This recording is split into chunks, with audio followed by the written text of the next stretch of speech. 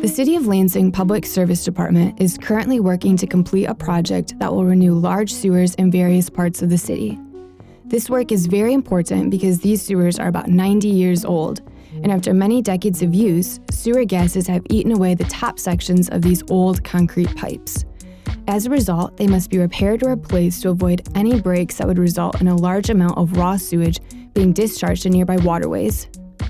Replacement of these sewers would be very expensive, and the digging and construction to replace these large pipes would be very inconvenient and intrusive to businesses and residents with the typical road closures and traffic detours.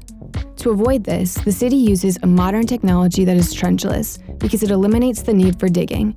Instead, a lining material, cured, in-place pipe, is placed into the sewer through the sewer manholes in order to create structural renewal of these old sewers.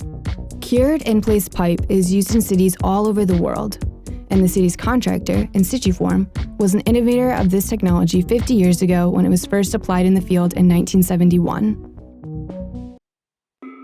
In the Sycamore Park neighborhood, along the north side of Lindbergh Drive, the project will result in the lining of approximately 1,300 feet of sewer that is 4 feet tall and 6 feet wide on the inside of the pipe.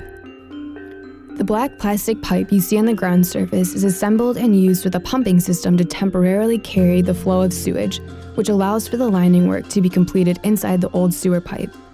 At the manhole shown, the pumps are pulling sewage from the sewer and pumping it into the black pipe where it goes back into the sewer system at a different manhole located downstream. The temporary displacement of the sewage from the old sewer pipe also provides the opportunity to clean and prepare the pipe for lining. As one might expect, these sewers have a lot of debris in them after decades of use, so it's very important to thoroughly clean the pipe. This cleaning is accomplished by a water jetting and vacuuming process to remove the debris into the trucks called vactors. The equipment shown includes a vactor and a jet truck.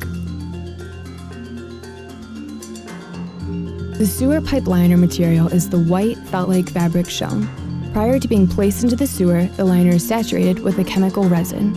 After the sewer is clean and ready for lining, the liner is inserted into the manhole through use of the metal tower shown here in the video. The contractor then uses truck-mounted boilers to supply very hot water. The water is pumped into the sewer to inflate the liner against the inside of the hose sewer pipe in order to begin the process of curing the lining. After reaching a temperature of around 140 degrees, the curing process begins, whereby the resin-saturated liner ultimately becomes a hardened new pipe while within the old sewer. The process takes several hours of cooking before the liner is fully cured. Many years of laboratory testing and use in the field have shown that cured, in-place pipe provides full structural support equal to the original concrete sewer pipe. The following videos show before and after conditions of the central Interceptor, a sewer built in 1937 in the city of Lansing. In the before video, you can see the deteriorating concrete on the inside of the sewer. In the after video, you can see the fully installed, cured in-place pipe. We are fortunate to have the cured in-place pipe technology because it meets the goal of renewing these large sewers without the great disturbance that would be caused by digging to replace the miles of large sewers. These sewers wind their way from the south side of Lansing to the city's wastewater treatment plant on the north side of Lansing. Of course, the main objective is to make sure our local waterways, including the Grand River, Red Cedar River, and Sycamore Creek, are protected from a catastrophic sewer break that would affect water quality in the area. Thank you for your interest in the City of Lansing sewer infrastructure and our associated efforts to protect our water environment.